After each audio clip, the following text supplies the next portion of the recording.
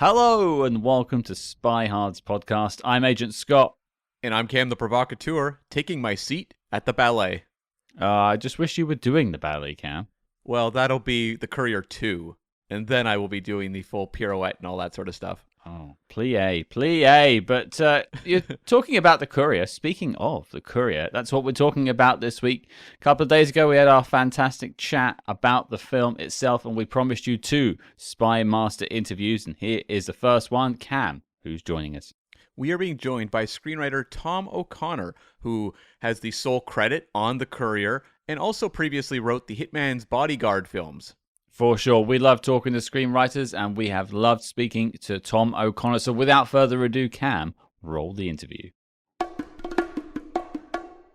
And joining us now on the show, the writer of this week's film, The Courier, it is Mr. Tom O'Connor. Hello, sir. How are you? Hey, I'm doing well, thank you. Thanks for having me. How are you? Living the dream. All the better for having you here on the show to talk Courier.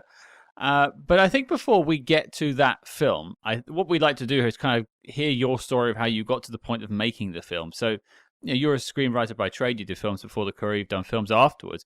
Mm-hmm. What made you want to get into writing films? Get into writing films. It was a bit of an accident. In college, I minored in theater. I was a psych major, theater minor, and took some playwriting classes, and they were interesting, but writing seemed too hard and too difficult, and I didn't want to do it. So after college, I wandered into advertising, and I was writing TV commercials. I was a copywriter.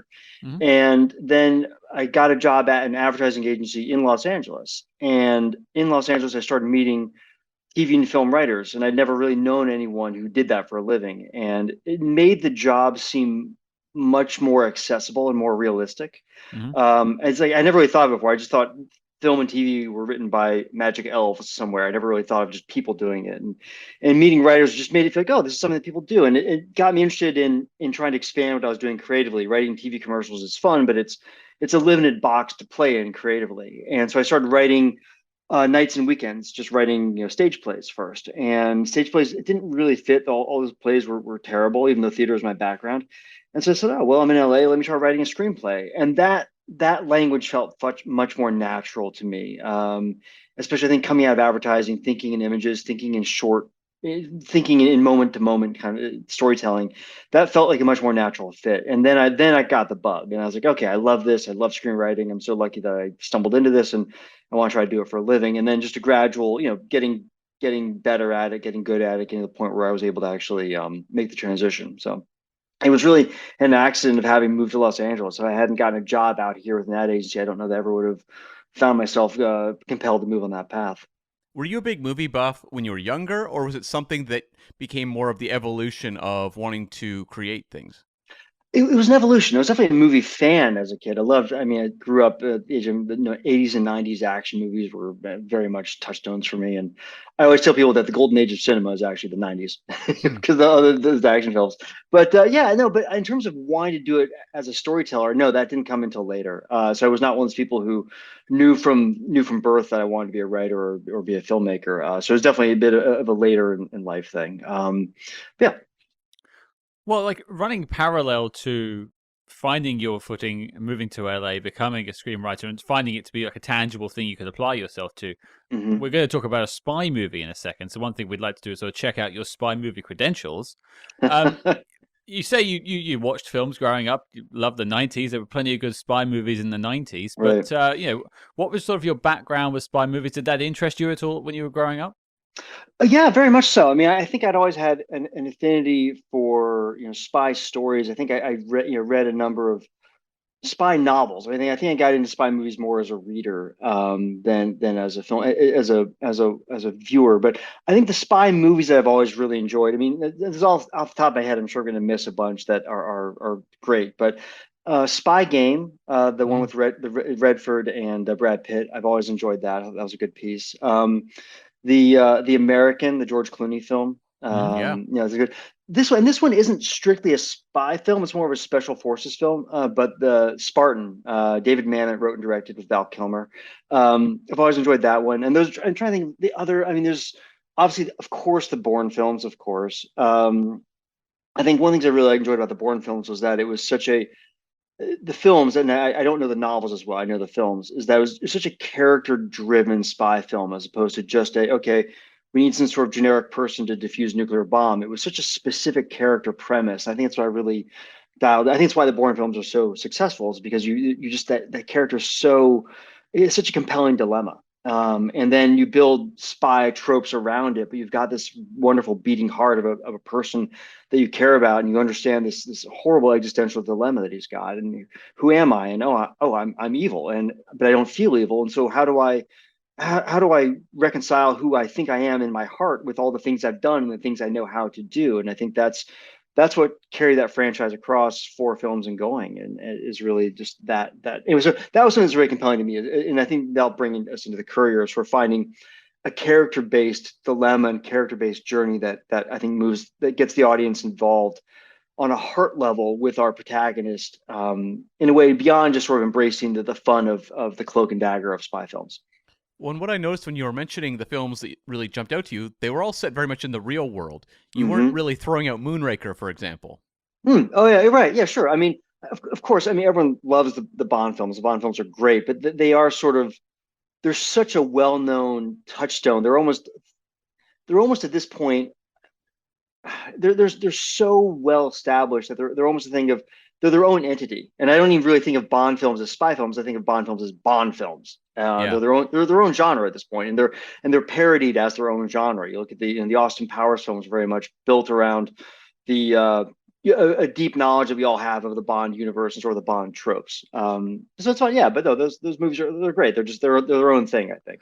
There's some nice symmetry here as well. You mentioned Spy Game, and we've had Michael Frost Beckner, who wrote it, on the show, and he listens in. So I think he'll be quite pleased to know that you liked his film. I think that's nice symmetry there. But you mentioned wonderful. The Courier, and I think that's maybe the great pivot point here. That's where we take the conversation into the Courier. And from what I've read about it, doing the research online, this feels like it was really your baby, bringing in the story. So yeah, why don't you take us? Where did the story come to you, and what made you interested in telling that story? Yeah, I think it did start with me. It was a bit of serendipity. I was at a moment in my career. Hitman's Bodyguard had been made, which of course was a big film for me. But I felt like I wanted to try something different. I didn't want to write another buddy action movie. I didn't want to write a comedy. I wanted to write something. I just was looking for something deeper and that had a bit more texture to it. And at the same time, I was also reading history books, as I do. I'm a bit of a history buff, and was reading books about. This is also the time thinking about after the 2016 election in the States, when Russian interference and Russian spycraft and sort of this revitalization of sort of the Russian American spy game was sort of becoming very much sort of top of mind for me, as a citizen. And I started reading books about the history of American and Russian spycraft and sort of the spy wars back and forth. And I was reading a book about, and I don't even remember the book because there's a few different ones, but one of the things they were talking about the Oleg Penkovsky, the real life, the Russian in the film who Merab plays, and obviously he's known in terms of spy circles as sort of the most valuable source that the West has ever gotten from the Soviet Union. It's not even really arguable. Penkovsky was just turned over a plethora of material. And I was reading the book, and the book I read had just sort of like one sentence about it that said, "Oh, and Penkovsky's main contact was was a British civilian, traveling salesman who came from London and brought materials back to the West." I was like, "I'm sorry, what?" Wait. His contact was a civilian? Again, we're talking about character-based premises, and I think that was something that for me is like, well, that's interesting. I mean, because we think about, I mean, that is sort of the one of the classic story genres, is the idea of an ordinary man asked to do an extraordinary task. And that's something that's a touchstone in every kind of storytelling, not just spy films. And it was immediately compelling because I was like, well, my God, I mean, because it puts you in that position of like, what would I do as an ordinary person if I was asked to take on this responsibility? And so I immediately dove into the research and found everything I could about Greville Wynn and about Wynn and Penkovsky, their working relationship. And there were a whole variety of different spy books that touched on them. Like they were a chapter in maybe 8 or 9 different spy books. And that's what got me. And then I thought, okay, well, surely someone's already made this movie. This is such an obvious Right? film. And so I ran onto the internet and I was like looking, I was waiting for my heart to be broken. I was waiting to see, okay, here's this film that's already been made. And it was shocking to me. I was like, my God, no one's done this movie yet. And I was almost angry at the British screenwriting community. I was like, guys, you have this incredible spy hero. And he's English, and you come on, what are you doing? How have you guys not done this story? I was like, why is it taking an American to do this? But it was also interesting too, because it's a very, even though Greville Wynn is English and Ben, it's a very American kind of story. It's a very, sort of the unlikely hero. It's an American trope. And so it's interesting that I was want to grab onto it. And so I I wrote a script on spec, as the term is known, meaning that no one paid me to write it. I didn't pitch it anywhere. It was something I hadn't done before, and I thought, if I try to pitch this, people are going to say, "Oh, it's the writer of Hitman's Bodyguard." They're going to want splashy comedy. I was like, "No, this is a drama. It's it's a human drama, and I wanted just to write the spec, and then once I wrote the spec, then my agents gravitated towards it, and then we sort of found collaborators, and the script found its way to Dominic Cook. And then once Dominic got involved, and Dominic liked the script and wanted to direct it, everything moved from there, and that was how the movie sort of became. But it started off with me, and then became a collaboration between me and Dominic, who was wonderful and fantastic to work with. Yeah, I was going to ask if there was any sort of pushback when you were shopping the script around, where they're going, well, we like the Hitman's Bodyguard because we saw the box office on that. Uh-huh. We're not as confident necessarily in this story, but that wasn't really the case. No. Well, it is the case in the sense of, and where those conversations happen is that they happen in relation to what the production budget's going to be. Everyone felt like, look, this is a movie that would be appealing to people. It's like, look, the Courier was like, okay, this is it's a spy story. It's a genre people like. It's the Cold War. It's history.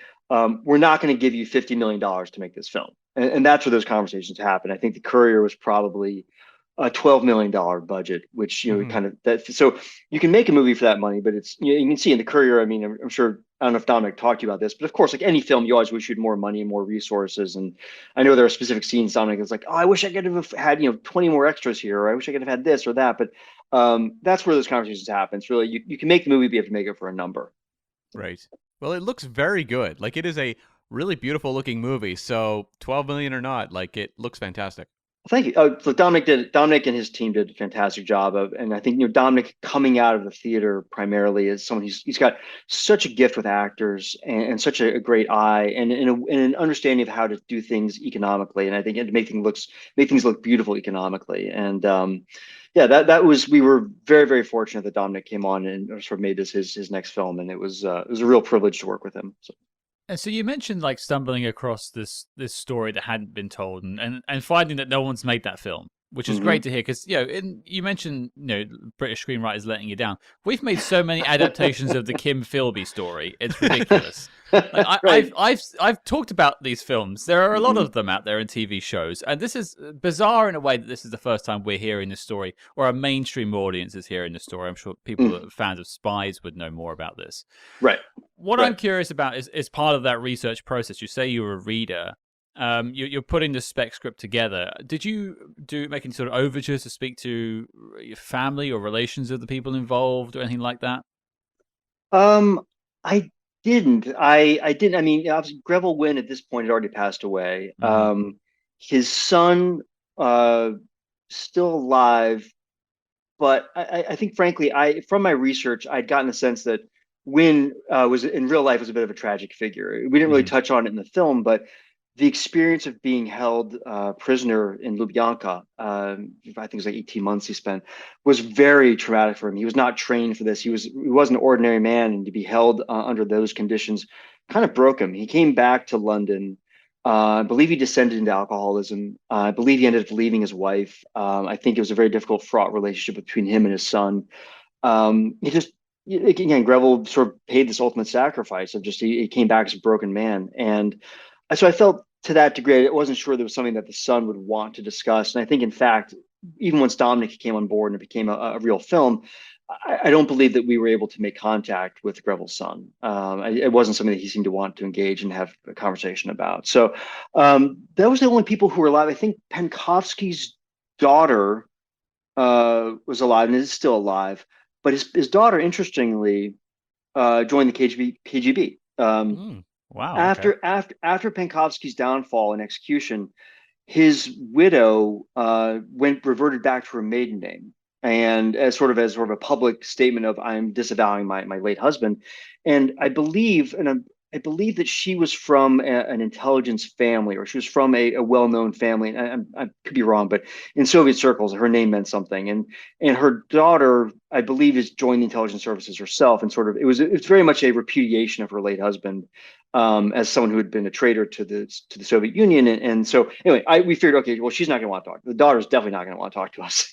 So Right. it's interesting too. I will say, just as an aside, I know that Dominic even had a bit of trouble casting the film to cast Russian actors, because Penkovsky is so, to this day, is reviled as this epic traitor to the motherland. And his name is really, there's still a black mark against Penkovsky. I think in the States would probably be Benedict Arnold would be the best comparison. And maybe in the UK would be Kim Philby. It was something that it was interesting. Casting the movie was actually a bit of a challenge in terms of getting Russian actors to play in the film. Wow. And I'm curious, when you're putting the script together, you have multiple years to track, you have a lot of Mm-hmm. events. What were the Mm-hmm. biggest challenges in condensing this into basically a 2-hour story? Oh, great question. The the volume of material that Penkovsky and Wynn went over was just so daunting. The that was a big problem. Just figuring out how to make this condensed, understandable for an audience. Because also even the complexities of the Cuban Missile Crisis, Mhm. we had to leave all of that off screen, because none of our main characters were involved in the minutia of the missile crisis. There was a whole subplot in the real life about Robert F. Kennedy, and the Soviet ambassador back channeling all throughout the Cuban Missile Crisis, which was fascinating, but none of it belonged on screen, because none of it had to do with Bandic's character or Merab's character. And so it was learning to tell a lot of that story off screen, and rely on the audience's understanding of it, being efficient with that.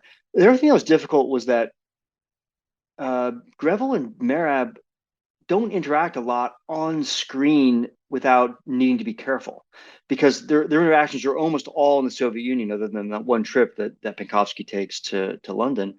And they have to be careful, because they have to assume they're under surveillance. And so you had to sort of build this relationship between these two men in these sort of subtle, small conversations, and sort of close moments. And it was very much about looks across the table, and sort of coded messages, and sort of coded looks. And these men had a foxhole romance, but you had to do it in a way that you had to limit their interactions. They couldn't speak openly in the Soviet in Moscow, and that was an interesting challenge. It was a great challenge for Dominic and for his actors, because they had to tell this love story between these two men in a very limited way, because you didn't have they couldn't speak freely with each other.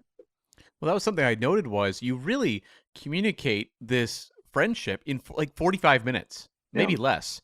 And that has to carry you through that entire second hour. And I think it's done incredibly well. And I can only imagine that would have been incredibly challenging to put together. 100%. I mean, and that's partly it's partly pressure on me as the writer, but enormous pressure on Dominic and Merab Hmm. and Benedict, and they had to sell that friendship to the audience, and that they really close friendship. And they had to do it quickly, and it was about chemistry. That first lunch they have together, where they're joking about the caviar, and about can Greville hold his liquor, and that you have to get the warmth, that those jokes have to land, and that warmth has to land, and you have to buy this instant connection between these two men. And we were very fortunate that Dominic's direction and the Merab and Bennick's performance sold that. And speaking of the relationship between the two, one thing I think the film does really well is give them both time to develop as characters, and for you to actually care about them as an audience. Because Mm-hmm. for at least until like the second hour, as Cam says, it becomes more of Benedict's film at that point, because he's the one you're sort of focusing on in prison. But Sure. you're giving everyone equal time, which I think is great. You're seeing like both of their home lives, even their houses look the same, which I think is a Dominic Cook touch there, which I think is a great touch. Very But much. Good. Yeah. a lovely parallel, like a mirror thing going Mm-hmm. on they've got. But for you, like giving ample and equal time in the screenplay, how did that process go for you? Was it hard to sort of make sure everyone gets the appropriate amount of time? Very difficult. And by the way, that was such a wonderful catch about the visual parallel between their houses. That was very much Dominic's idea. It was a wonderful touch that Dominic put in. It's well observed. Yeah, I think it's. I mean, screenwriting is all about efficiency. Can you do things quickly? And we had to get to know both of these men because we had to care about both of them because they're both. Even though it's Benedict's film in the end, it's Merab's character is so crucial in because Benedict's love, this deep friendship with this man we had to care about him too. We had to care about Merab. We had to care about Penkovsky, and so doing it efficiently. And it was things like, I mean, the scene where we meet one of the early scenes with Penkovsky when he just comes home and his daughter has earned her, and I don't remember the name of it, but it's some award they give to young girls. It's an Order of Lenin kind of thing. The button she has, and he's like, Sure. no, place it close to your heart. And it's about, we get the sense of this is a very patriotic family. He loves his daughter. We get that moment, but it's all about efficiency. And you understand too that he's about to betray this thing that they all care about so deeply, and you're trying to you've got to give everyone equal time. You got to give everyone room to love these characters, and you've got to do it quickly. And that's the challenge of screenwriting. And one aspect too I thought was really well handled was the marriage between Benedict Cumberbatch's character and Jessie Buckley. And Scott and I have watched no shortage of historical spy films based on real events where you have the wife at home character who not a lot there. Right. And I thought this film did a much better job than many I could name at delving into the marriage. It felt like while the relationship between the two men is the focal point, that marriage is incredibly important. And Jessie Buckley, who's a fantastic actress, gets a lot to do. Yeah. And we were very fortunate to get Jessie in that part. I mean, she's so wonderful.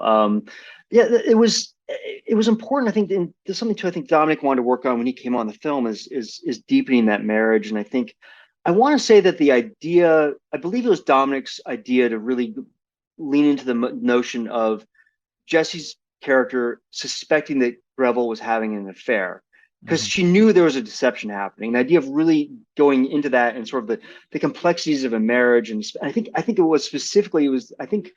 Dominic had the idea that Greville had strayed before. He had actually strayed before, and there was that, and that was known between the two of them that there was a fissure. It's a small part of the film in terms of dialogue, but it informed a lot of the performance of Greville had cheated on his wife before, and she knew that, and there was something that they'd worked through in the marriage. And so this idea that it could be happening again, there was already a fault line there, and that became something really a pressure point. And then I think one of my favorite scenes, I have to say, is a scene that's actually doesn't involve the men at all. It's the scene when Rachel Brosnahan comes to the house to inform Jessie of what's happening. And she has to tell her their husband was a spy, but she tells her without telling her. She can't actually say it. I think the line we gave her was, "There are things I can't say to you."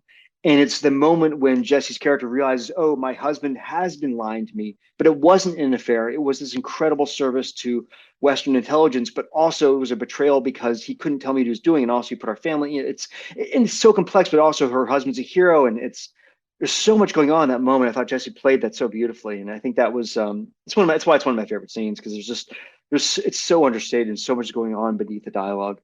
I want to touch on Dominic's sort of work on the film, what he added to when he came along. But one question I had more about when you were doing your first sort of script, your version of it, is are there any sort of spy films or non-spy films you're looking at as touchstones to sort of influence how you're putting this together? I'm trying to think. Gosh, it's in terms of, it's tough because I think the danger is you sort of think of your favorite spy films, you're trying to imitate them, and then suddenly you're doing a pale version of somebody else's film. And I think I would say I was probably trying not to overtly write towards any movie, or I mean, I'll give you also an example too. For instance, someone asked me like, was I writing the character of Greville for anyone specifically, and I was. Of course, Benedict Cumberbatch is absolutely the number one choice for that role for obvious reasons. I mean, he's the exact same age. He looks a lot like him. He's Benedict Cumberbatch. He's an amazing actor. But I was trying very hard not to write for Benedict just because I didn't want to create. I didn't want to just sort of imitate other roles that Benedict had played. It's actually interesting. One thing too that I think was appealing to Benedict about the character was that Benedict has played so many geniuses, and he's sort of at this time known for being playing just genius after genius. And Greville's not a genius. He's actually a very ordinary guy. He's a gifted salesman, and he's charismatic and he's good with people, but he's not smart in that sense. And his character's not upper class, and it's sort of but anyway, to answer it to back to your question, I don't think there was anything specifically, any film in mind I was using as a touchstone. I think it was trying to just sort of honor the best of the Cold War spy films and knowing all those very well, and just trying to sort of be trying to earn our way into that pantheon. Well, firstly, I'd say that you did. I think this is one of my favorites of these sort of telling of real stories, because as Cam has said, we've seen a lot of them. Thank you. I mentioned Dominic Cooks. You mentioned him coming in, and that really sort of got the fire going for this film. That having a director attached, things started moving. Right. What was Dominic bringing? You mentioned Jesse Buckley and fleshing that character out, but what other suggestions did he have? Mm-hmm. I mean, God, so many. I mean, Dominic is such a. I mean, his work in the theater is just unparalleled, and he's. I think deepening. I think specifically deepening the friendship between the two men. We really spent a lot of time going over that friendship and just finding those beats and finding those moments and just polishing, tightening. I think also, things like focusing the story. I think there were historical things that I found fascinating. We all found fascinating, like the RFK de Brennan back channel. That was like, okay, but we can't do that. That's not the story we're telling. And so, really character work. I would say that Dominic's focus was really on character work. And I think in terms of also, Dominic's English and I'm not. And so, of course, there were things that were specific about the class that these characters occupied. The sensibilities I wouldn't quite have, and that was great to sort of talk about in what ways the characters need to be English, and what ways the character was American. Because one thing that's interesting that we talked about is that the sort of salesman, the Willy Loman salesman type, is a very American archetype. It's very American, and so even though Greville Wynn is English and the character's English, there was a very American subcurrent to it. And I remember one thing that Dominic had said about the film as he came on to it, was developing it, was that I think at one point there'd been a conversation about one of the all-time great spy films that's English is Tinker Tailor Soldier Spy. Mm-hmm. And I think there had been conversations about, oh, should we try to make this feel more like Tinker Tailor? And Dominic had said, and Dominic, very fascinating concept. He said, you know what? This film was written by an American. And Tinker Tailor is an English film, and this film is written by an American. It has that sort of American kind of heart to it, and a sort of unabashed sort of romance and I mean the romance in a platonic way between the men, between the leads, and the sort of deep emotionality that is sort of not an naturally English version of, Tinker Tailor is all about the destruction of people and people destroying each other, and so he's like, Dominic's like, no, this was written by, I want to direct this script and I want to make the best version of the script, and this was written by an American. I want to keep that. It was such an interesting perspective, because Dominic, as an Englishman, was saying, this was written by an American. Let's tell this story. And that was, as you can see, this film could have gone down a very different route had they used Tinker Tailor as a touchstone. It's interesting you say that, because one thing I noted down is this film has a real sense of hope to it. Mm-hmm. And I think you mentioned Tinker Tailor Soldier Spy. That is one of the most pessimistic spy films I've ever seen in my life. And that's right. very much the British way of life sometimes, fortunately or unfortunately, however you want to take that. So, right. yeah, there is that sort of American sensibility to this, what is a British and Russian story. right, exactly. As an American, I told that story differently than had an English screenwriter been the first one been the one to come in, and it would have been a very different movie, I think. Because obviously Tinker Tailor there's nothing better than Tinker Tailor. It's very English, very pessimistic, very, it's smiley. It's smiley, and that's not who these people are. So. Although it would have been easy to turn it pessimistic with what happened with the future with Greville, of course, as well. Yeah. That's right, exactly. That would have been a very different storytelling choice. Someone could have told that story and said, okay, let's really look at what his later life was like. And I guess as an American, I made the I didn't want to tell that story. I wanted the movie to end hopefully. I didn't want to do what we call the fourth act. The fourth act of the movie is what happens to Greville after, and it's interesting. That would have been a very compelling film too. It would have been an incredibly compelling film, but that wasn't the story that sparked to me when I first found this material. And you also don't want to have kind of these unfortunate details just in text at the end. It's like, oh, sure, right, okay, right. bit of a buzzkill there, yeah. Right. Yeah, it's seriously, for me it's about the audience experience and the experience of walking out of the theater. I think that's something that, and this goes back to, as someone who wrote The Hitman's Bodyguard, that's a movie where you walk out of the theater feeling good and you feel excited and you've had a fun time. You love these people, you love these characters, and I think that that's something that's what I like as a movie goer. I like to walk out of the theater feeling good, and I like to walk out of the theater feeling hope and feeling optimistic and feeling good about the human condition and human possibilities. And that's not all films. A lot of films, especially some of our greatest films, tell the opposite story. And it's funny because I'm one of those people, like, one of my favorite movies is The Shawshank Redemption, which is Yep. the most sentimental American film ever about the triumph of the human spirit. And it's just, it's brilliant, and it's just so, it's so sappy in a beautiful way. And that's the kind of thing I like. And that's not all films. And that's, it's just sort of my instinct as a writer, as a storyteller, is want to tell movies that make me feel the way that Shawshank made me feel. Now, we were talking about Dominic's ideas when he came aboard, Mm-hmm. and I was wondering as well with Benedict Cumberbatch, when he signs on, this is an A-lister Yeah. joining the production, if he has, not negative notes, but just like things he's interested in exploring, Mm-hmm. or, Mm-hmm. what's kind of drawing him and what he wants to see maybe further developed at all.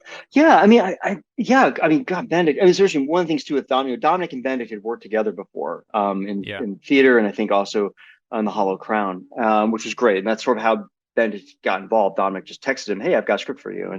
And Benedict's such a wise actor in terms of his emotional understanding of the character, and like, where can the character go to dark places, where are the depths of the character. I think Benedict was very interested in Greville's time in prison. I mean, Benedict very much wanted to do the weight loss to make sure that he sort of, because he lost an enormous amount of weight for that part. And I think really exploring the character. I think Benedict, with Dominic and I both, really exploring the marriage. I think a lot of really getting that marriage to work, getting the complexity of that marriage, and the sort of day to day of it should feel like a real marriage. And I felt like when he comes in, he's sort of making jokes, and okay, I'm in my chair, I don't want to answer the phone. She puts him on the phone anyway. Just sort of just a couple that has affection, has sort of life with each other. And I think Benedict really wanted to explore the salesman part of it. I think he was very interested in I think the accent was very specific, because I want to say Greville was born in Wales, and there's a very specific accent. He wanted to work with a very specific dialect coach, and they worked on the accent very specifically. And he did some prosthetics for his mouth to make his voice sound different. And it's very, very subtle, but those are the things that I think Benedict, as a performer, it's just these. His body as an instrument is something that I think Benedict's very tied into, and his physicality is very tied into, and I think I want to say he even put on a little bit of weight in the beginning, because he wanted to play Greville as a sort of a bit overfed salesman. I think that was something that's important to him. And then the contrast of weight loss, and just these very specific performance details. And it's wonderful to watch him work, because he just is such a. So what makes him great is not just his understanding of text, but his understanding of his own body, his own instrument, and his own emotional state. That's just sort of unparalleled. And you talked about like the prison sequences, and those could weigh down the entire movie. The audience could walk out and just be like, that was grueling, and I don't really want to recommend this movie to people. But I think this movie does a really good job in making you really absorbed in the relationships, while also not really holding back on just how grueling that experience was. I was just curious if you could talk a little bit about kind of navigating that, because it would be very easy for that to tip over into a movie that's a much tougher, maybe less mainstream film. Yeah, I think that's a great point. It's true. I think Dominic was very, very intent on walking that line properly, wanting to honor the experience that Greville was going through, without making it so absurdly dark and sort of oppressively dark and unwatchable. And I think that was something that I think the things that were important about the captivity were things that were less about being physically abused and more about things like, for instance, like having your head shaved. It's so dehumanizing. having your clothes taken from you, and these are things that are just your basic identity as a human being. And there's when those things are taken from you, and that the clothing that you wear, and the way you style your hair, and those things being forcibly taken from you, even if they're done, and even if it's not about being punched and kicked and hurt, it's the loss of self, and that's what's so terrifying. I think, especially as someone like Greville, who dressed well and enjoyed food, enjoyed drink, and enjoyed his life, and suddenly to be stripped down was so jarring. And I think one thing we did too, we wanted the movie to feel like the kind of film where you would expect them to get away. Mm. You want it's for people who didn't know the history. We figured most people did not know the history going in. We wanted the movie to feel like, okay, this is a movie where the hero wins in the end, and they get away, and they're friends, and they're all. We even set up the idea that they all vacation in Montana together, and we did that specifically because we wanted the audience subconsciously to feel like, oh, that's going to be the final scene of the movie. The final coda is the two couples and their kids running around, they're picnicking in Montana, and that's not the story. And so that rug pull is important too, to I think give the audience a sense of surprise. But what I think made the prison sequence not as dark as it could have been was that the friendship was so strong, and we understood why Greville was staying strong for Penkovsky, and we understood that the love between these two men and the deep friendship had not disappeared. And that's, I think, the beating heart of the movie stayed alive despite the captivity and despite the prison sequences. And I think that's what made it palatable for the audience, and that Greville's desire to get home, and his desire to get home to Jessie Buckley, and that carrying it through and delivering on that. In fact, he was able to get home in the film, and that she was able to come see him. And sorry, I'm getting emotional now too, because I remember writing those scenes. It's the scene when Jessie comes to visit him in prison, and the things they can say and the things they can't say, and her understanding of that he had what he'd done for his country, and that he hadn't told her the truth that he couldn't tell her, and her admiration of him, and also her desire for him to come free. And there's a lot going on. I think that the heartfelt making those things feel real was, I think, what made it palatable for the audience. Those relationships that kind of carried us through. And you have that gut punch too, where she's like, "Don't worry, maybe another year." It's like, oh God, this poor man, right? This poor man. Right. Because right. In political prisoners, you don't measure time in weeks. You're seeing it happen in real life now with, Evan Gershkovich, the Wall Street Journal reporter, is being held in Moscow right now. He's been there for months now. He's going to be there for months easy. So It's brutal. And we've just seen what happened to Navalny just weeks ago now. That's right. Yeah. As we're recording this. Yeah, of course. And with Navalny, that's the parallel to Navalny, that's much closer to Penkovsky. Penkovsky was not, there was no way Penkovsky was going to walk. They were never going to let him go free. I'm sure we kept all of that off screen. What we know from the history of Penkovsky's treatment in captivity was awful, because they knew that he had betrayed his country, and he was interrogated very harshly. We left all that off screen. That was not something. You only see him. You see his injuries, but you don't see any of it happening to him. And that was a very deliberate choice on our part. We didn't want to see that. We were not going to subject the audience to the moment to moment experience that Penkovsky had in prison. We've spoken a lot about Benedict, about Mirab, sort of the central casting, but expanding to other cast members. I don't really want to get into alternate casting because I feel it's unfair on the actors. But what I'd like to ask is is there another performance outside the central people that really surprised you with what they did with the words that you'd written? Let's see. Gosh, such an incredible cast. It's so fortunate. It was such an embarrassment of riches. I'm trying to think of surprised. Rachel Brosnahan was wonderful as the CIA officer. She came in because I'd known her from obviously House of Cards and Mrs. Maisel. One thing that was really interesting about working with Rachel was that she's very, very precise, very smart, and her concentration is pretty fierce on set, and it's intimidating to watch her work because her focus is so complete. I'm trying to think if that was one. I'm trying to think that was more of a just writer watching from Video Village, impressive experience watching Rachel work. I'm trying to think of surprises. I think, oh yeah, there was one. I was such a I'm blanking on her name, blanking on both the name of the actress and also of the character, but there is a woman who is a friend of Jessie Buckley's character who comes to see her and is like, "Oh, can we come around?" And she made that part so funny and so it was just it was one of those things where just a wonderful actress took a small part and made it so special. I remember being at the table where I was like, "Who is this woman? My God, she's amazing!" And Dominic went on to cast her and plays the National, and she's that was really nice to have this moment of discovery of like, who are you? What else have you been in? Why haven't you been in more things? It's always nice when you can have that moment. And that comedy lands at a perfect time too, as the movie's getting more intense. So it's a nice little change up in that kind of section of the movie. Yeah. And I was going to actually ask about the Rachel Brosnahan character because I believe that was a composite character, correct? Yeah, it was composite character between many people, and also specifically, there were no female CIA officers at that. Very, very few, very, very few, and none of at that time. It was still a very male-driven kind of business, and that's true of MI6 as well. But specifically, there were no female CIA or MI6 officers that worked on the Penkovsky operation. So that she was a composite and also an invented character.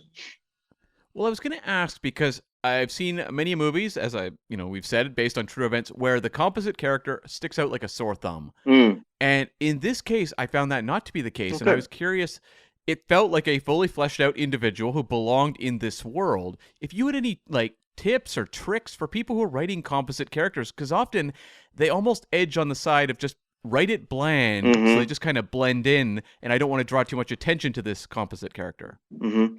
That's a great question. I think the trick is to very much not think of it as a composite character, because that leads you into this sort of default position where you're like, okay, you're just sort of writing a sort of a cipher. What we did was, and this was something that Dominic wanted to explore as well, is the idea that, okay, I had chosen to make that character a woman for a number of reasons. One, just, on a simple level of just balancing out the genders of the gender mix-up of the cast, but more on a deeper level, it was about really trying to differentiate between the CIA and the MI6. And at the time, the MI6 was a much more senior, much more established agency. And CIA was very much sort of the younger sibling in that relationship, and they were still new and still learning the ropes. So having the lead MI6 officer be played by an older man, and then having the CIA officer played by a younger woman, really leaned into that. And it became that one thing that Dominic really wanted to play with. And again, getting to specific choices, not just composite characters, was like Rachel's character had to be very smart in how she navigated the sort of patriarchy of that time and the misogyny of that time. She had to come at things from the side, and she had to sort of use flattery and be careful, not be overly challenging. If you go back and look at the first scene when she's sharing the information with the chief of MI6 and with Angus's character, the MI6 officer, she's very careful in how she comports herself, and she's careful to flatter she's very smart in how she does things. It gave her something to play, and it gave me something to write, and gave Dominic something to direct, in terms of you're making a character who has an interesting character problem. She had to operate. She was a woman operating in a traditionally male environment, and that gave her specific sets of things to do and things to play, which also led to other interesting things. Like, for instance, when she does the 4-minute warning speech to Greville in the restaurant. And part of what's fun about that scene is she's letting the mask slip, and now you're seeing the real person, and you can see Angus's, the MI6 officer, his reaction to go, oh, this woman's not who I thought she was. I thought she was just a dumb American. She's actually a steel-fisted, this is a iron fist in a velvet glove, and oh, I've been taken. I've been had. And there's a wonder, and it's all subtle, it's all voice, it's all looks, but you can see when after in that scene that Angus at that point realizes that he's dealing with a different person. So the trick is, I think, to composite characters is make them specific, and don't make them composite. Find specific choices that can be played.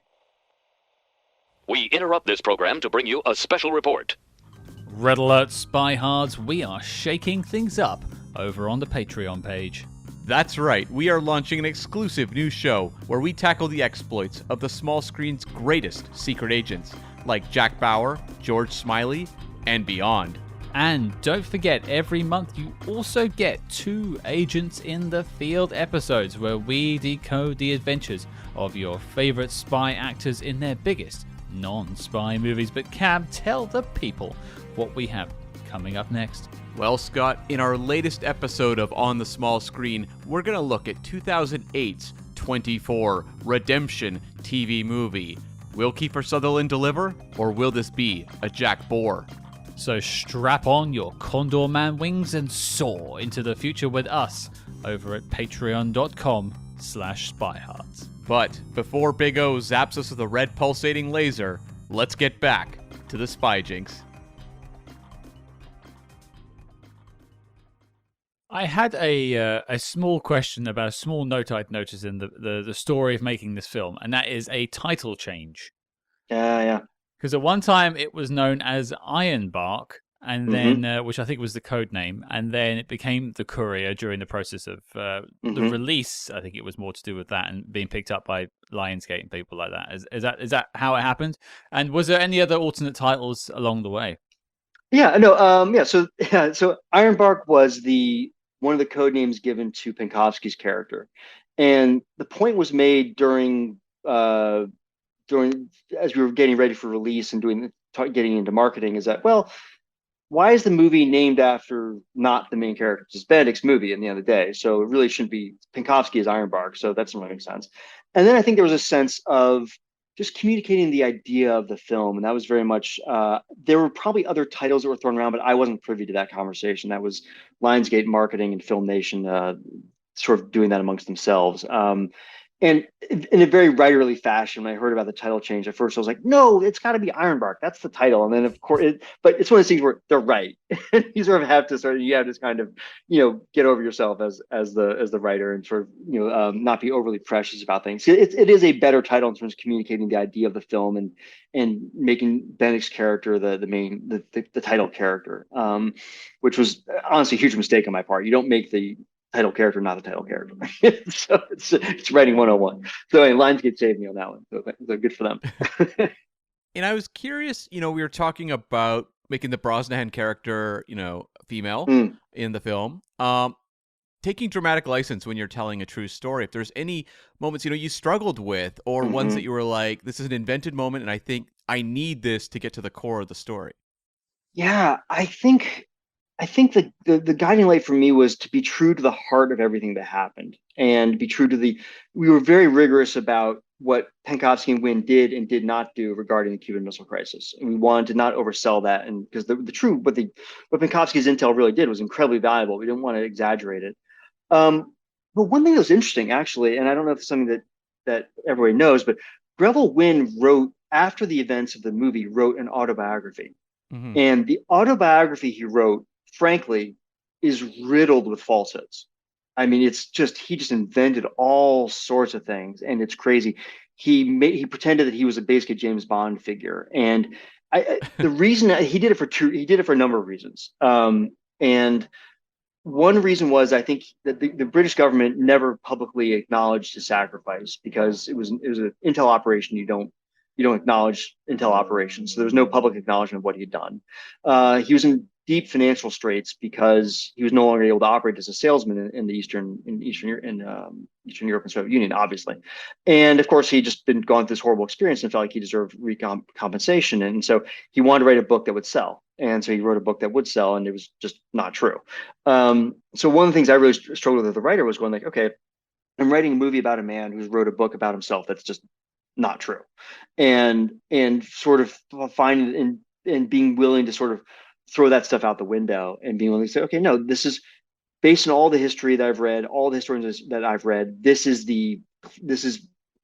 what happened. And I think staying true to the spirit of the real events, as long as you stay true to the spirit of it, you can invent details, and it's okay. But you've got the beating heart of it has to be real. I suppose then my final question on the Courier is more to do with its life at release, because it was scheduled to come out in early 2020, and then COVID-19 happened. Yep. And things got bumped around, and it was I think at least here in the UK, it did have a small release, but it was paid VOD for the most part. I think that's mostly international as well. Just from your side of things, as this is your child, you're bringing it into the world. What was that process like for you, and sort of seeing it be put onto TVs instead of theaters? I imagine you wanted it in theaters.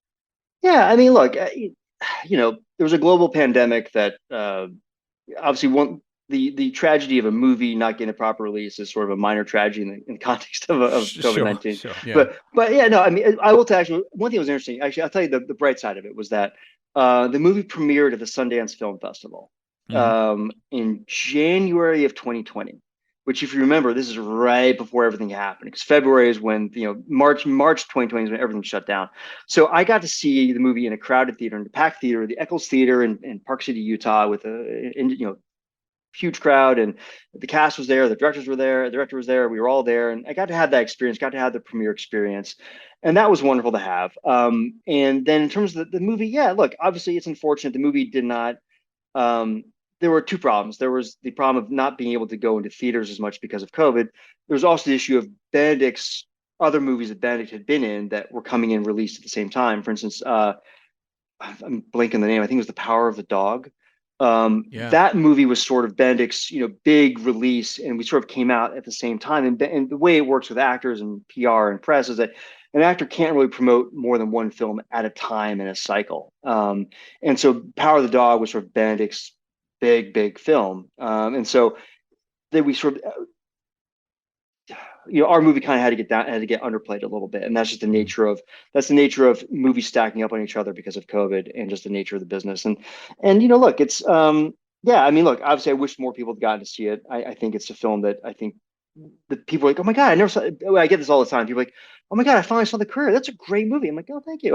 So it's like, it's a movie that really didn't get its day in court as much. But the nice thing about it is that I think people are discovering it now, because it's still on VOD, and it'll be around forever on Amazon, hopefully. And things like this, where I think people who are people listening to this podcast who are fans of spy films and maybe haven't seen this movie, or go, oh, no, I'll go check it out. And hopefully they'll be, wait, we've just spoiled the entire movie. So hopefully, I just realized that. No, okay, everyone, too late. All right, so no. Oops. Okay, so anyway, trust me, it's good. If they've made it this far after a review and this episode, they've probably watched it by now. So I think we got the right audience here. If they haven't, guys, go watch it anyway. Or watch it again. I'm not gonna tell you how it ends. We don't know. Yeah, no. So he gets away. He gets away in the end. So that's funny. But it's. I mean, look, you try to make a movie. You hope the movie gets made. You hope it's good, and then you hope it gets the right release. And I mean, and there's things are out of your control. And you look what's happening right now with it's horrible thing with that movie at Warner Brothers, Coyote versus Acme. I don't know if you've heard about that. Yeah. I mean, everyone who's seen the movie says it's just amazing. It's great. And literally no one will ever see it. And it's just, it's such a crazy business, and you just hope that things work out. And sometimes they break your way and sometimes they don't. So you got to just keep your head down. The things, it's a serenity prayer, right? The things you can control and the things you can't control. Well, then, I suppose, firstly, I can give you a tiny bit of reassurance from two people who have no foundation in telling you this, but we both really enjoyed it. Okay. Well, thank you. And I know a lot of our listeners did when we spoke about it at the time it came out, and I'm hoping that we knock on a few more doors when we put this episode out and a few more people check it out. So I'll take that victory. Yeah, great. Well, thank you. And that's great to hear. And I'm so glad that you guys enjoyed the film. I'm glad that this has been something that, obviously, as spy film aficionados, it's really an honor that this is something that attracted your attention. And so I'm really grateful for that. And I'm glad this is exciting. It's an exciting community you've got here, the podcast. And I think it's cool, because I think spy film. I think people who love spy films are good people. That's my feeling about it. I think so far. It's a wonderful. That's been our experience. It's just a wonderful genre. It's because spy films could do so many different things, and you can tell so many different kinds of stories within that genre, and the wonderful human stories and big splashy kinds of things, and you can get big and get small, and it's the sort of the universe of human emotion. I think it's a wonderful playground for those kinds of things. So it's great to be able to celebrate that. Well, moving on from The Courier, I'd be keen to know what you're currently working on now, because I hear there is a film in the works. Yeah, I don't know if I can talk about. I can't talk about. Well, what did you hear? Well, McCarthy. Oh yeah, oh yes. So McCarthy Unless is there's more. yeah, no, there's stuff I can't talk about. McCarthy, hopefully, Michael Shannon. I wrote something on Spec.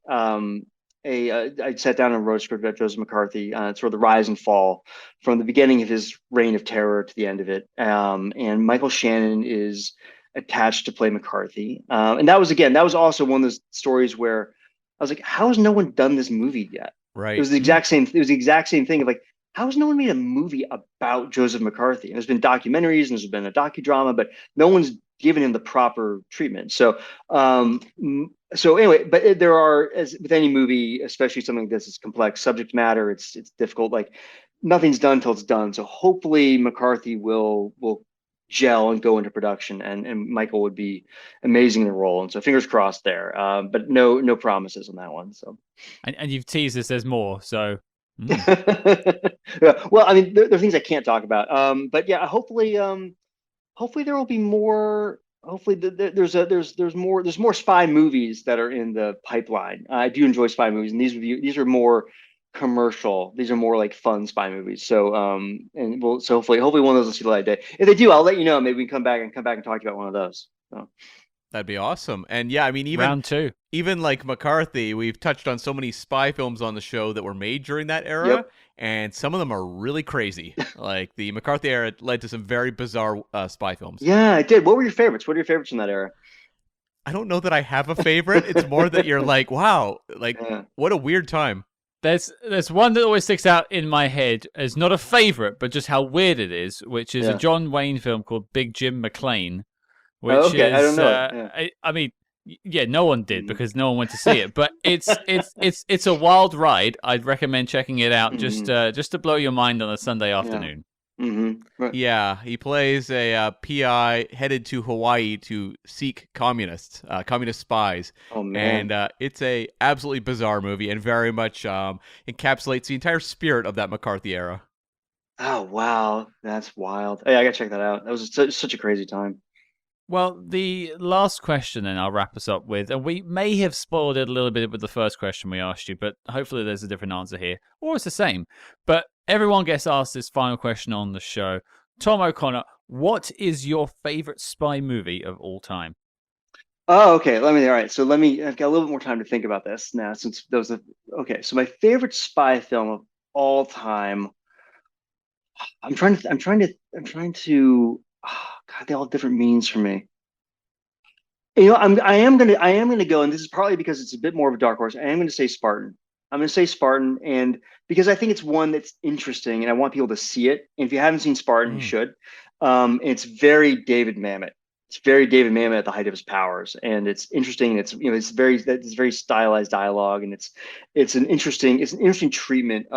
I think go watch Spartan and then think about how other people would have told that kind of story because he makes some very interesting choices throughout. So I think if you're an aficionado of spy films and you haven't seen Spartan, go see Spartan. And it's one I haven't seen, actually. It's on our master list to cover, and we will get there one day. But yeah, it's kind of a little bit of an obscurity, but one I've definitely heard about. Yeah, that's the thing. The part what makes it fun is an obscurity. It's something that sort of it's one to discover. And I'm not going to say it's the greatest spy film. I think we're going to say it's my favorite. So I think I have affection for it because I know about it, and so many people don't. I will take that over Casino Royale or Mission Impossible, which we hear often. I like an oddball choice. Well, that's what's fun. What's fun about those movies is that again, you so many different kinds of spy films. I mean, obviously, probably the Mission Impossible movies. I mean, I can't remember which one it was, but Philip Seymour Hoffman played one of the great spy villains ever. Ever. Oh, Yeah. and he just. Oh, you know what? Also, I mean, you know what? Also, I'm sure. Have you? Well, he's passed away, but A Most Wanted Man. Is that one you've covered on the podcast? We haven't. No, not yet. It is on. Yeah, it's definitely on the list. We almost did cover it, actually, I think last year, and then ended up swapping it with something else. Yeah, I mean, that's Philip Seymour Hoffman's last performance. Yeah. And just amazing. So good. Robin Wright is in the movie. Rachel McAdams is in that movie. They're all great. Willem Dafoe's in that movie. It's great. Yeah. Have you haven't covered? Have you guys seen it? And you can't talk about it. You don't. I haven't yet. It's one of the Le Carre films I haven't seen. Ooh. One of the few. All right, well, you're in for a treat because that's a great film. That's a great one, and it's. I mean, I miss Felix Seymour Hoffman every day, and that's one of the reasons why it's such a wonderful performance. And it was a wonderful one for him to go out on. And I mean, if that had to be his last one, that was a good one. So. I think you've made a lot of spy movie fans happy with those two choices there. Good. Well, I'm a fan of the genre, and I'm not someone who just who sort of came in and I really like spy films. I want to do more. Actually, I should tell you, I'm hopeful. One of my next things I want to do, I want to write a spy novel. I definitely have. I want because I want to write. The dream is to write a spy novel, and then that turns into a television show or something like that. I think you think of something like what happened with Slow Horses, and then just that whole series, and just it's like that's sort of like a long-term dream of mine. Is so hope maybe they'll be back to discuss that one day. So we'll see. You're teasing us with a round two that I hate. I'm looking forward to it. Give me time to watch Big Jim McClane. So there you go. Yes, maybe I'll do the update of Big Jim McClane. That'll be it. well, no, you don't want to do that. You don't want to do that. Things are going too well for you. You don't do that. Fair enough. Well, Tom, it's been an absolute pleasure talking about the Courier and much more with you. And we wish you all the best with McCarthy and all the secret projects you can't talk about. Yeah. Well, thank you. And thanks so much for having me on. And I really appreciate it. And thank you for making spy movies, for supporting spy movies. I think it's such a wonderful genre. So this is exciting. Awesome. Thank you. Thanks, guys. There you go, folks. That was our chat with Tom O'Connor, our first of two Courier SpyMaster interviews. I want to thank Tom once again for taking the time to decode and break down the Courier with us. It was a fantastic interview, if you ask me. Very insightful. But Cam, I want to hear from you. What did you think? This was a really enlightening interview. I thought Tom was, of course, very generous with his time to join us to talk about the movie, but gave us so much detail in terms of bringing this story to the screen and the complications that come with that. He talked a lot about having to learn to tell the story off screen because the real world events are so complicated. So much time goes by. A lot of politics are happening that really don't involve our two characters. Like, that's all happening around them. And him talking about, like, the challenge and pulling that off, because I think it works in the movie where you really have kind of the weight of history happening off screen as your two characters are really just forging a relationship and having that relationship strained. Yeah, well, it's an interesting one because looking at sort of Tom's work, we mentioned The Hitman's Bodyguard before this and then went on to do the sequel afterwards. But, like, in terms of, it's basically his second big feature film. Yeah. And, you know, I give credit to him for doing a lot of that world building behind the scenes because you do get a sense of what's going on without it being like beating you over the head with it or doing like exposition dumps or really overt, like, you know, someone ripping off a page of a calendar or something like that. It just hints towards what's going on. It also speaks to the creativity you can display when you have a lower budget because he talked about how they really didn't have that much money. And you are then forced to be, you know, ingenious in coming up with solutions to solve these problems. It's why I often think, like, it's kind of like those often lead to some of the best movies, like in genre films, where people have to make low-budget sci-fi or horror films, and because they have no money, have to, like, come up with really clever solutions to make the thing feel cinematic.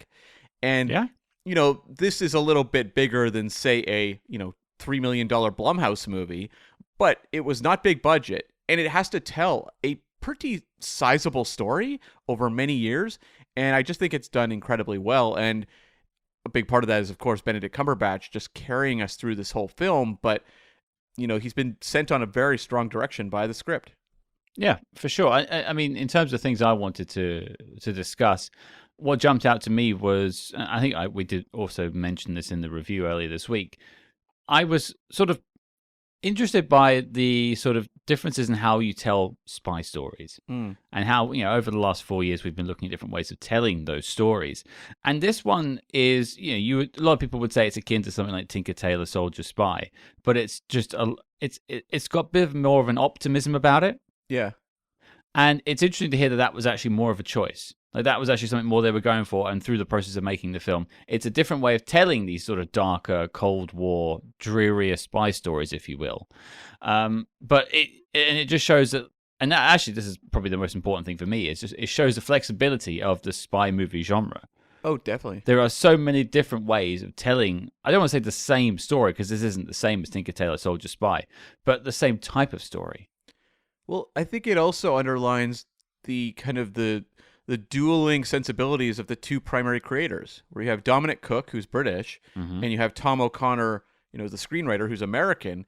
And he talks in the movie about how like he was inspired by Death of a Salesman and the Willy Loman character. And there's very much an American dream aspect to that story. And also like the kind of the optimism that the movie has at the end. And the relationship and how much it means to these two characters feels like much more optimistic and hopeful. And then you have like the pessimism that they're kind of fighting against. And it does feel like it's these two creators kind of bringing each of their influences back and forth and making the movie feel all the more interesting for it. Like some movies could be pulled apart because of that. You used to have two people from two different walks of life, and the movie just feels like it's kind of getting whiplash going back and forth. But in this movie, it feels fully baked into the storytelling. And we talked about Bridge of Spies with Ian a while back. And like that is a very American take on that story. It's very American in the way it's presented. And I like that the Courier kind of walks, with one foot in each world. Well, it also speaks to the duality that's being presented in the film. Mm-hmm. There is not an American, is a British man and a Russian man, and they have very different sensibilities, the way they conduct their life, their families, but they are also working towards the same dream. And you also have the kind of opposing sensibilities of the CIA and MI6 in the film, and the way they're presented. One is like the older male institution, and then we see the CIA as this younger institution led by, in this case, like a female agent. And of course, it's a mirror for how we are behind the scenes. Exactly. Like we do nothing but fight. It's just like we are being pulled apart. We are not working in tandem here. We don't even have videos of each other on whilst we're recording. We don't want to see our faces that much. I smashed my monitor. And you'd be right to do so. No one wants to see this. This is why we do a podcast, not a video podcast. Exactly. Yes. Yeah. But anything else you want to bring up, Cam? I thought it was really interesting when he talked about not talking to anyone in the family related to either of these two characters. And the reasons why I just thought that much more interesting because, Penkovsky, there's like a stigma that still hangs over him, and his daughter, it seemingly has gone to work for the KGB, as she's grown up, and his wife disavowed basically him and his actions in the wake of the scandal. And so they were kind of off the table, and even said that it was very difficult to cast Russian actors because of the weight that Penkovsky's name still carries in Russia. And so I thought that was interesting. And then also about Greville Wynn's life after the events of the movie, which was it wasn't great. He did not live a particularly happy life, and the way that it was tough to talk to any family members on that side because they were kind of disconnected and estranged, and things didn't go that well for him. It's interesting because it is a very Russian thing. Like it isn't a Western sensibility or point of view. I don't think we are beholden to our ancestors particularly, but that sense of legacy and the sins of the father just carries down, has more weight to it over there, and that's a true thing that I've read in other scenarios. And it's interesting that it has held up in this family too. And what I think is interesting is we talked a lot in the episode, in the review, about the comparisons between Bridge of Spies and this film. Yeah. And when we talked to Matt Charman about co-writing Bridge of Spies, that was a case where the family of the Tom Hanks character were very involved and very enthusiastic and very proud of that story. And it's interesting then to contrast it with the story of the Courier, which has, I think, a lot more. You kind of have to walk on eggshells around the events of that one.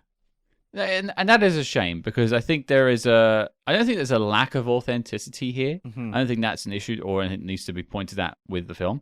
But I think it would have added a sense of authenticity, an extra sense of authenticity to the film if more people had been involved from the real life story.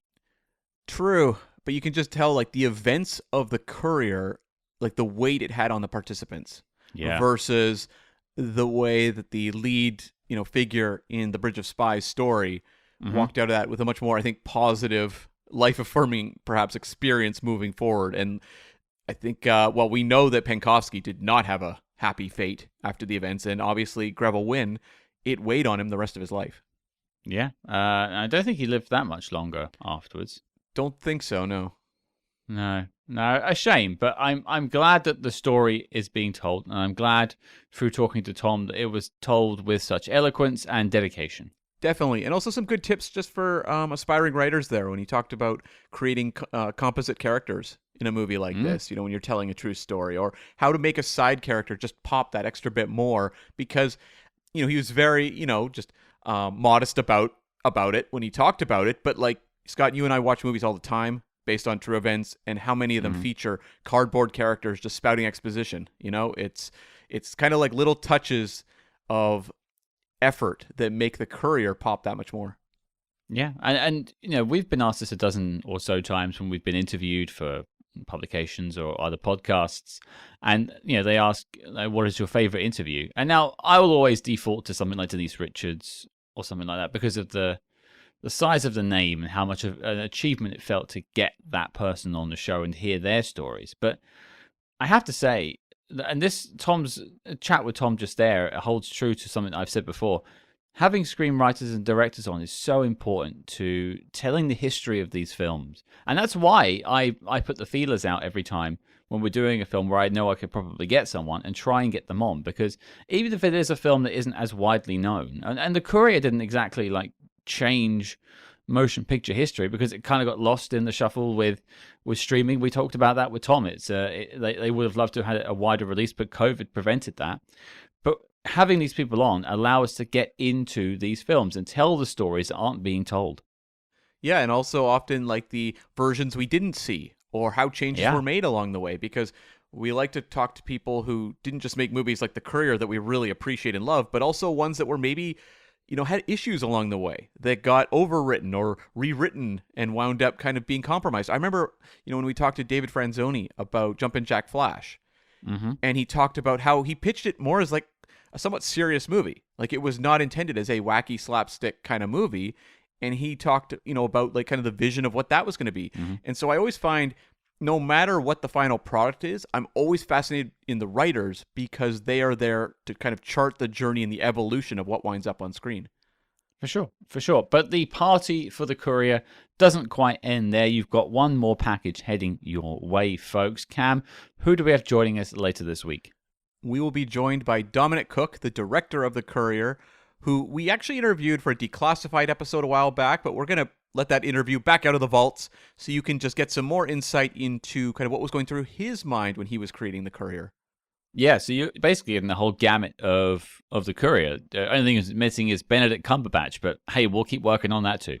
I mean, he has so many spy projects that will have countless attempts, I'm sure. I'm sure one of these days he'll end up on Spy Hearts, and I can ask him about penguins of Madagascar. The darkest day of his life. So there you go, folks. Your mission, should you choose to accept it, is to join us later this week as we sit down with director extraordinaire, Mr. Dominic Cook. I want to thank Tom once again for being on the show this week. And if you want to hear more from SpyHards, please find us over on social media at SpyHards. That's SpyHards on Facebook, Twitter, and Instagram. But until next time, listeners, I'll be writing copious emails to Benedict Cumberbatch's manager.